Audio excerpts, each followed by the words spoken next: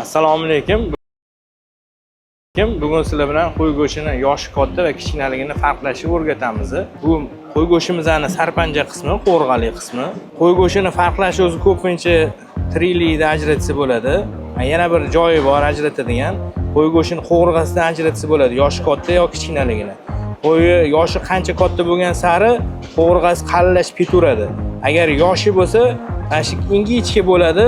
Faqat dumolog'ini olib qo'ymaylar. Qo'rg'asi dumaloq bo'lsa, u echki bo'ladi. Qo'rg'asi to'rtburchak bo'lishi kerak. Ingichka to'rtburchak yoshligini bildiradi. Bunda ham qarang, bu ham o'rtacha yoshli, buniki o'rtacha.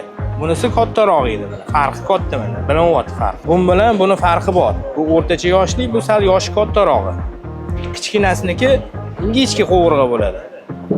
Yana qo'y go'shtini farqlashi bilan kichkinasini farqlashi yana bitta joyi, mana son qismini mana shu joyi sal ko'kroq bo'ladi yoshiniga. Yoshi katta bo'lgan sari mana shu joyi oqarib ketadi. E'tiboringiz uchun rahmat.